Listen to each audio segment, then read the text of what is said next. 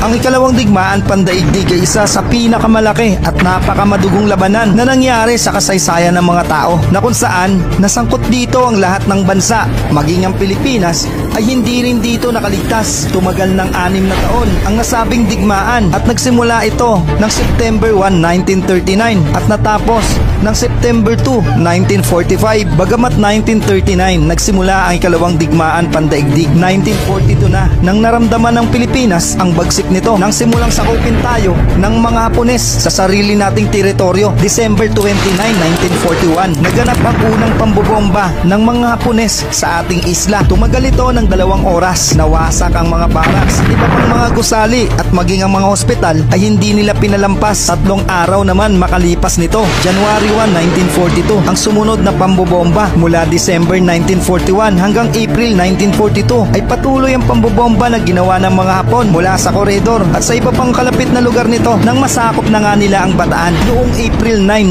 1942 ay dito na nga pumuesto ang iba pang pwersa ng Hapon para tuluyang pabagsakin ang lumalabang opensiba ng mga sundalong Amerikano at Pilipino na nasa korehidor. 1 buwan matapos masakop ang Bataan ay naitala ang tuluyang pagsuko noong May 6, 1942 sa kamay ng mga Hapon. Ngunit ang pinaka-importanteng general na si Douglas MacArthur ay nakatakas na sa koridor noon pang March 17, 1942. Lulan ng PT boat ay narating nila ang Mindanao. Makalipas ang 2 araw mula Mindanao ay lumipad sila patungong Australia sakay ng Boeing B-17 Flying Fortress at sa Australia niya sinambit ang kanyang tanyag na linyang.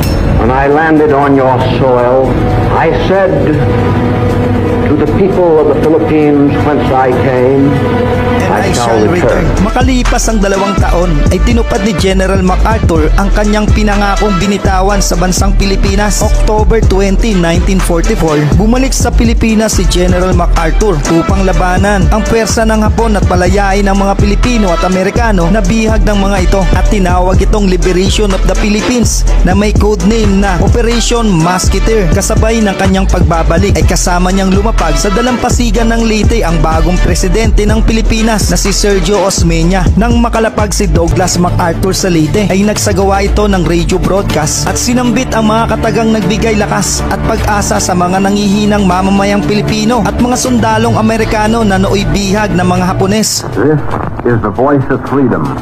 General MacArthur speaking.